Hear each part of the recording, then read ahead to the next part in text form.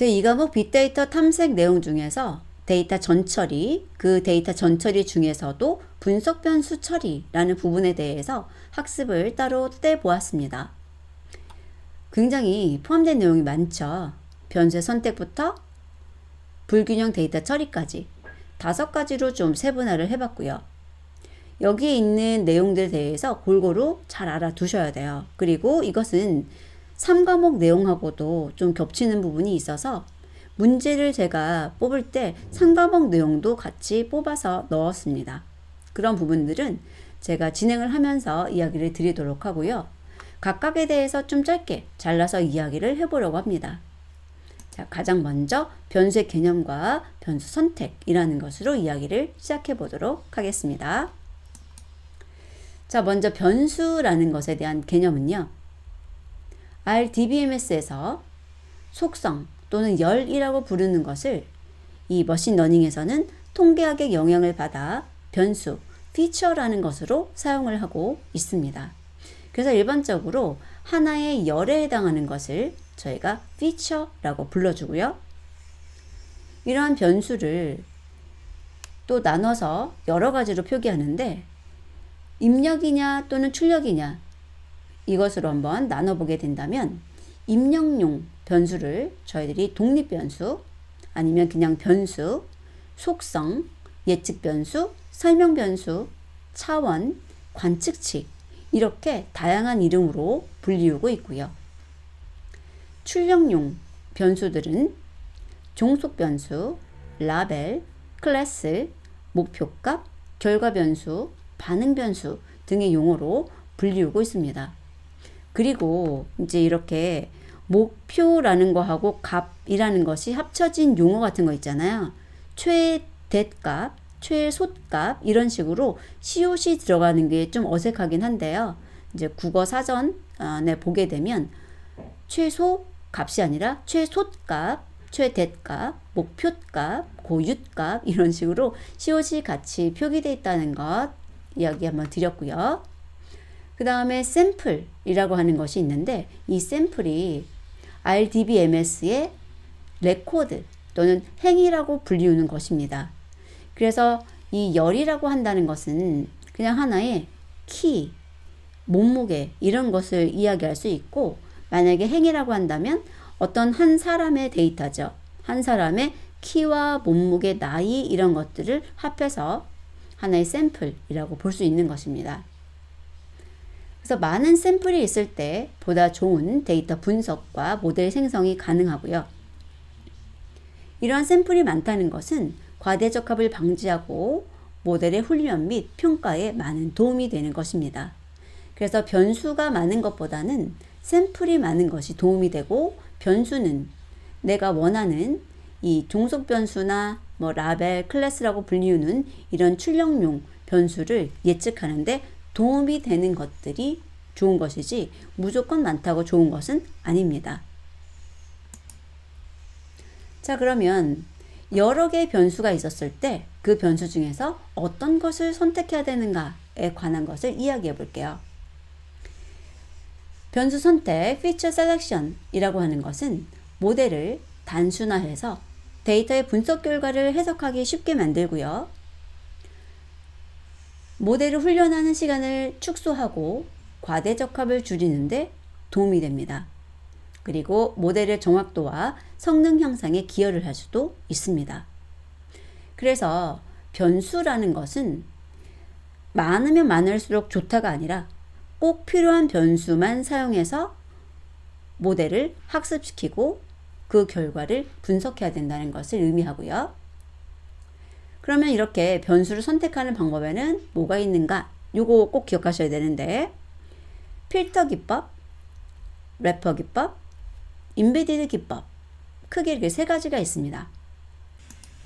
필터 기법은 통계적인 측정 방법을 사용하는 방법으로 정보의 소득, 카이 제곱 검정, 피셔 스코어, 상관계수 등이 여기에 속하고요. 주로 래퍼 기법 사용 전에 전처리에 사용이 되고 있습니다. 래퍼 기법은 변수의 일부로 모델링을 한 후에 그 결과를 확인하는 작업을 반복해서 가장 성능 좋은 변수 조합을 찾는 방법으로서 전진 선택법, 후진 제거법, 단계적 선택법 등이 이것에 속합니다. 필터 방법보다 예측 정확도가 높은 편이고요. 인베디드 기법은 모델 자체에 포함된 변수 선택 기법으로서 모델 학습 또 생성 과정에서 최적의 변수를 선택하게 됩니다. 리치나 라쏘, 엘라스틱넷, 의사결정 나무 등이 이 방법에 속합니다. 자, 그래서 변수 선택 기법, 필터 기법, 래퍼 기법, 인베디드 기법이 있다는 것을 꼭 기억해 두시고 래퍼 기법에 포함되는 방법들, 인베디드 기법에 포함되는 방법들에 대해서 기억해 두시면 되겠습니다. 변수 선택 기법 중에서 래퍼 기법의 종류를 좀 더 살펴보도록 하겠습니다. 가장 먼저 모든 가능한 조합을 만들어 보는 방법인데요. 모든 가능한 독립 변수들의 조합에 대한 회귀 모형을 고려해 AIC, BIC의 기준으로 가장 적합한 회귀 모형을 선택하는 방법입니다. 여기서 AIC, BIC라는 것은 결정계수와 비슷한 역할을 하며 적합성을 측정해주는 지표입니다. 결정계수의 경우에는 큰 값이 좋지만 이 AIC, BIC라는 것은 작은 값이 좋은 것으로 판단을 받습니다. 다음 전진 선택법이라고 하는 것은 절편만 있는 모델에서 출발해 기준 통계치를 가장 많이 개선시키는 변수를 차례로 추가하며 적합한 회귀식을 찾는 방법이고요. 후진 제거법이라고 하는 것은 모든 독립 변수를 포함한 모형에서 출발해 제곱합 기준으로 가장 적은 영향을 주는 변수로부터 하나씩 제거해 가면서 더 이상 유의하지 않은 변수가 없을 때까지 독립 변수를 제거하고 이때 모형을 선택하는 방법입니다. 단계별 선택법이라고 하는 것은 모든 독립 변수가 포함된 모델에서 출발해 기준 통계치에서 가장 도움이 되지 않는 변수를 삭제하거나 모델에서 빠져있는 변수 중에서 기준 통계치를 가장 개선시키는 변수를 추가하며 모형을 선택하는 방법을 말하게 됩니다. 변수 선택을 위한 판단 기준으로는 멜로우스의 CP와 AIC, BIC 등이 있고 이 값이 작을수록 좋은 것이라는 판단을 받게 됩니다. 변수 선택 관련 문제를 풀어보도록 하겠습니다. 1번 변수 선택 기법으로 올바르지 않은 것은 변수 선택 기법에는 필터 기법, 래퍼 기법, 인베디드 기법이 있죠. 필터 기법이라는 것은 모델링 없이 변수의 통계적 특성으로 변수를 선택하는 기법이고요. 래퍼 기법은 일부 변수만 모델링하는 반복적인 작업을 통해서 변수를 선택하는 기법이죠. 그리고 인베디드 기법은 모델 자체에 변수 선택이 포함된 기법을 말합니다. 주성분 분석 기법이라는 것은 차원 축소의 방법이 되죠. 그래서 변수 선택이 아니라 차원 축소와 관련 있는 것이 주성분 분석 기법이 되겠습니다. 답은 3번이고요. 2번 독립변수 선택 방법 중 모든 독립변수를 사용하여 회귀식을 세우고 유의하지 않은 독립변수를 제외하면서 적합한 회귀식을 찾는 방법은 이라고 되어 있어요. 여기서 적합한 회귀식을 찾는 방법은 이라는 것보다는 변수를 선택하는 데 있어서 어떤 변수가 선택되느냐 이게 중요한 거죠. 자, 이때 모든 변수를 다 사용하고 유의하지 않은 거 하나씩 빼는 것 어떤 건지 기억나세요? 그렇죠. 후진 제거법이죠.